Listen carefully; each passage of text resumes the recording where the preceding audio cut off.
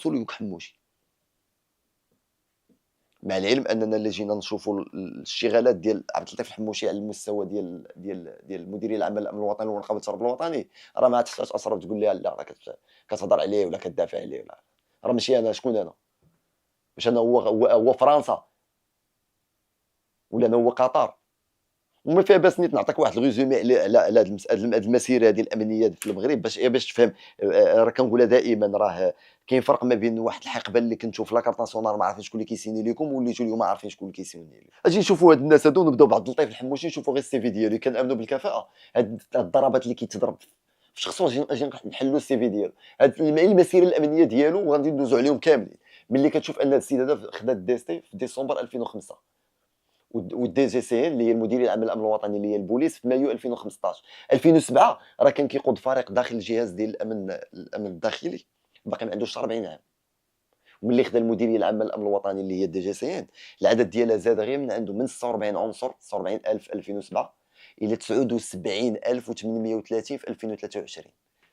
اسمع هذا العدد هذا، 46 2007 كانت على 46، خداها في 2015 وصلت 2023 79830 عنصر. الميزانيه راه وصلت ل 13 مليار ديال الدرهم سنه 2022. راه قلتها لك، ما عندوش ميزانيه، ما عنده باش يصرف. الا بغى يبني شي حاجه راه خص الدوله اللي تبني ليه. راه ماشي جماعه ترابيه كيقولوا لهم هاكو ودبر راسكم. وما عنديش مشكل نمشي معاك حتى في الاصلاحات الاستراتيجيه والتقنيه في هذه المديريه هذه، حيت من 2016 لدابا كان واحد التحول كبير سيرتو في البيانات البيومتريه. كلشي ولا بيومتري، الرقمنه والتسجيلات ديال بزاف ديال الاشياء. تم تركيب اكثر من 900 كاميرا المراقبه وتحديد الزيت الرسمي ديال عناصر الامن الوطني اللي كيمشي بمجموعه ديال الاشياء. اما حتى القيادات اللوجستيكيه الامنيه راه كل عام كتشوفوها انها تزادت بزاف. ونبغيك تمشي تفركز معايا في هذه النقطه هذه اللي مهمه، اللي غتبين لك ان اشرف المدن لا يسوي شيء انه يدافع على هذا عبد اللطيف الحموشي ولا الحرامه ولا غيرهم من الاشياء. لان الاعترافات الدوليه كافيه انها تسكت لنا فمنا كاملين وتخلينا من داك الشناءات ديال اصحاب الحياه وغيرهم من الاشياء اللي كيبغيو يضربوا لك العمق ديال الجهاز. راه ما غرضوش الحموشي. راه في 2024 راه الوفد المغربي راه ترأس الانتربول في الدوره 92، وجابوا لينا الاستضافه ديالو ديال 93 اللي غتكون في مراكش في نوفمبر 2025. راه هاد الشيء هذا ودوك الزيارات اللي كيجيو عندنا غير في يونيو، جا اكبر واحد في الامن ديال فرنسا ديال المانيا في يونيو، ديال ايطاليا في ديسمبر اللي فات جات بلجيكا والمملكه المتحده، كلهم علاش؟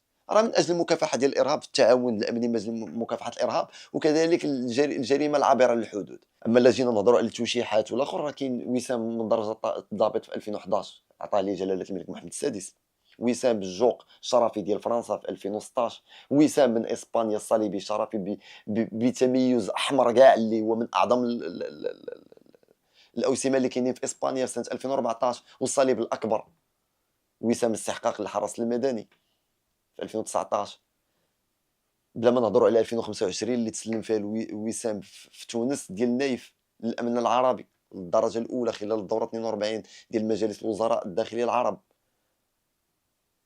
اما الاشياء ديال اننا نهضروا غير عبثا، راه قطر راه كان المغرب مشارك بالمنتخب الوطني ومشارك بفريق ديال الامن الوطني. حتى ما نهضروش على هذا الشخص، انا علاش نهضر على هذا الشخص؟ لانه مستهدف رقم واحد هما هاد الناس، ولكن هما راه ماشي هما اللي مستهدفين. راه كيبينوا لينا في مواقع التواصل الاجتماعي انهم مستهدفين، من المستهدف هو الجهاز، هو الهيبه ديال ذاك الجهاز. لان غتولي عندك ما عرفتش كنقولها لكم حيت كاين تقدر تجيكم عيب الكلمه، حنا ما عندناش عيب، هي انها كتولي تنقولوا الباب مترع اللي جاي يدخل ليه. راه كاين المنظور ديال بعض